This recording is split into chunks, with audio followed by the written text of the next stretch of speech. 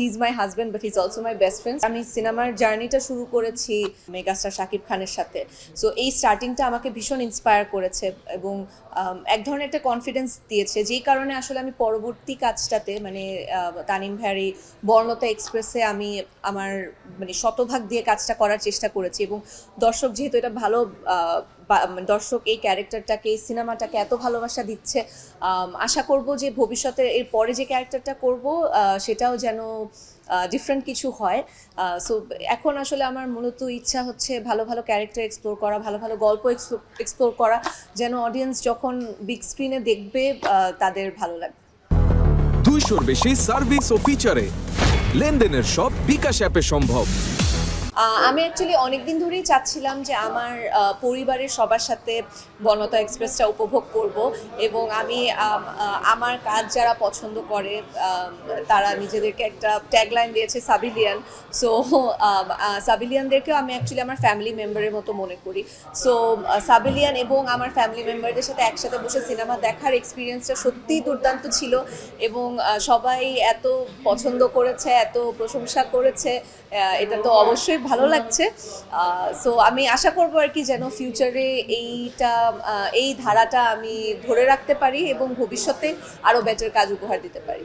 আসলে এই পুরো চিত্রা হয়ে ওঠার জার্নিটার পেছনে অনেকগুলা মানুষের কন্ট্রিবিউশন আছে এবং এদের মধ্যে সবথেকে বড় কন্ট্রিবিউশন আমি মনে করি তানিম ভাইয়ার।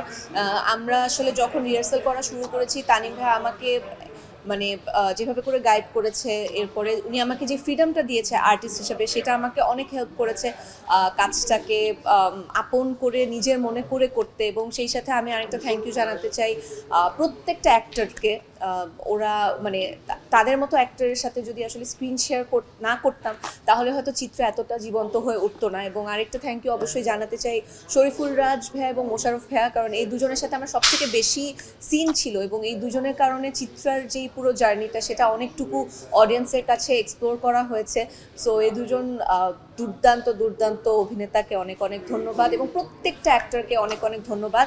আমাদের মেকআপ টিমে যারা ছিল, সেতু আপু, কস্টিউমের তানিয়া আপু, আমাদের দুজন মানে সুপার সুপার ট্যালেন্টেড রাইটার স্বাধীন এবং সামিউল, ওদেরকে অনেক অনেক ধন্যবাদ।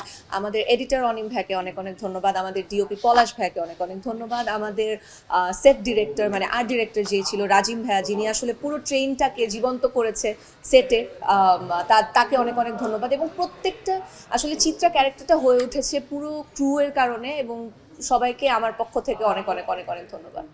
বাস্তবের আশা তো অ্যাকচুয়ালি আজকে পুরো সিনেমাটা দেখতে পেরেছে একবারে বসে, এর আগে হাফ হাফ করে দেখতে হয়েছিল। এখনও আসলে তার সাথে কথা হয়নি। নিশ্চয়ই সে কোনো না কোনো ভুল বের করবে, কারণ নেহাল আমাকে ক্রিটিসাইজ করতে পছন্দ করে এবং সেটা আমিও এনজয় করি, বাট যতদূর মনে হচ্ছে এনজয় করেছে। আসলে আমি যখন থেকে কাজ শুরু করেছি আমি বলে এসেছিলাম যে আমি আমার মার কারণে কাজ শুরু করেছি এবং আমার মার সাপোর্টে কাজ করেছি। আমার প্রত্যেকটা শুটিংয়ে আগে আমার মা সাথে যেত। সো এই সাপোর্টটা আমার খুব দরকার ছিল যে বিয়ের পরেও যেন আমি এই সাপোর্টটা পাই এবং সেটা আমি আমার সেকেন্ড ফ্যামিলি বা আমার শ্বশুরবাড়ির ফ্যামিলির কাছ থেকে পাচ্ছি। এবং নেহাল আমাকে ভীষণ সাপোর্ট করে কাজে এবং যে কনস্ট্রাকটিভ ক্রিটিসিজমটা করা দরকার সেটাও করে, সবসময় ভালো ভালো বলে না। সো ও অ্যাকচুয়ালি ও মানুষের সাথে মিশতে ভীষণ পছন্দ করে, বাট ও অনেক ক্যামেরা শাই, যে কারণে ও অ্যাকচুয়ালি একটু বিহাইন্ড দ্য ক্যামেরা থাকে। বাট ওর সাপোর্টটা আমার কাছে অনেক ইম্পর্ট্যান্ট এবং সেটা পাচ্ছি বলেই আই গেস এত আরাম করে আমি কাজ করতে পারছি। আমি ওকে আমার বেস্ট ফ্রেন্ড বলি, মানে he is my husband but he is also my best friend. So সেই কারণে আসলে এখনো তুইটা আছে।